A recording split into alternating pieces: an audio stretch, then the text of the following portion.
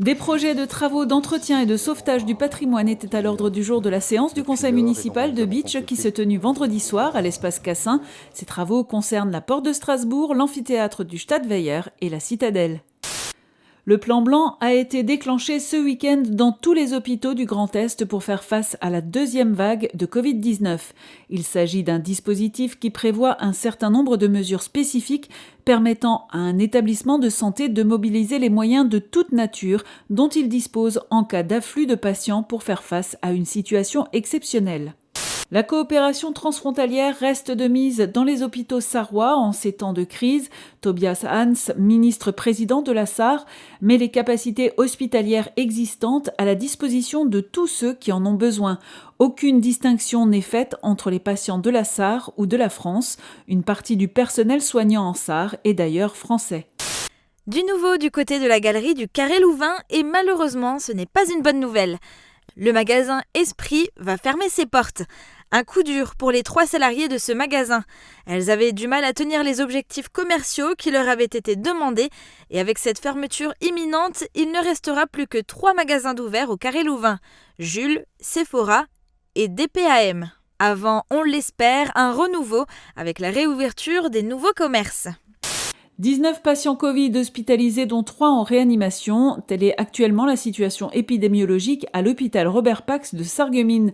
Les équipements sont là, l'établissement peut encore monter si l'épidémie se montre plus virulente sur notre secteur, mais le personnel soignant est fatigué. La campagne Octobre Rose touche à sa fin. Il est important de parler du cancer du sein et d'oser aller se faire dépister. Le sujet ne doit pas être tabou, le dépistage est important. Il est surtout préventif, mais permet une prise en charge rapide et un traitement moins lourd pour les patientes. Le joueur local Hugo Schott a affronté le Suisse Leandro Ridi ce mercredi lors des 16e de finale des internationaux de tennis de Sarreguemines.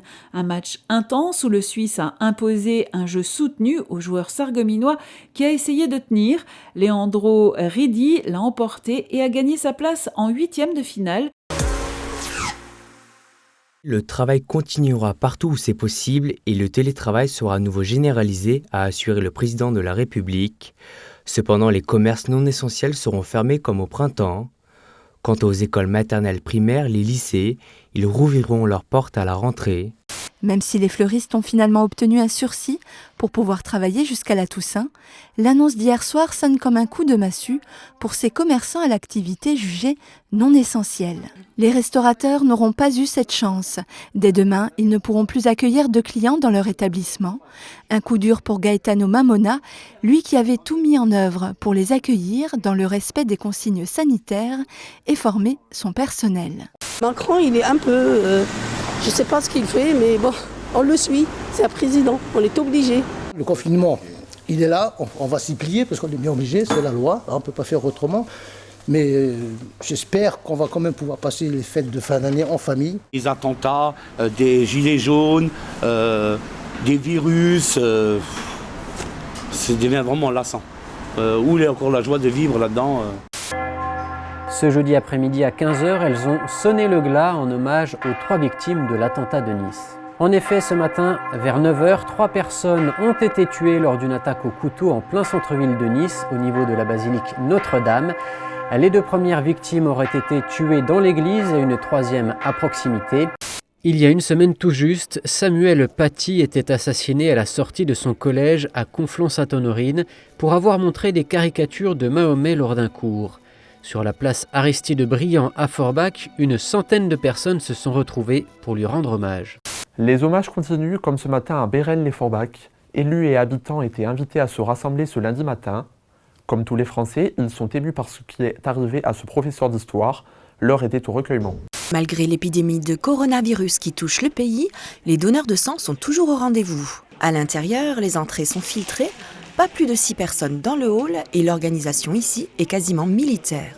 Dans cette boutique de vêtements et d'objets artistiques d'apparence ordinaire se cache un concept d'économie solidaire inédit dans le Grand Est. Emmaüs vient d'ouvrir un magasin où des vêtements donnés sont revendus. Rien ne se perd, tout se transforme. Mais cette boutique n'aurait pas pu voir le jour sans Make Sense.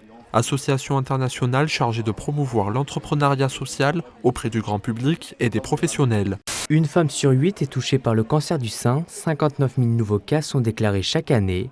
C'est pourquoi il est important de se mobiliser et de sensibiliser au dépistage du cancer du sein. La ville de Forbach s'inscrit dans cette démarche avec une après-midi Octobre Rose. Au programme, des stands d'information et d'animation, une conférence tenue par des associations et des professionnels. Bien loin des entretiens d'embauche où l'on se présente stressé avec son CV en étendard, ici tout est fait pour que les participants soient détendus et communiquent dans l'action à travers des ateliers sur le thème du rythme. Chercheurs d'emploi et recruteurs sont côte à côte, travaillent ensemble. Cette idée de l'atelier Tempo Job est née il y a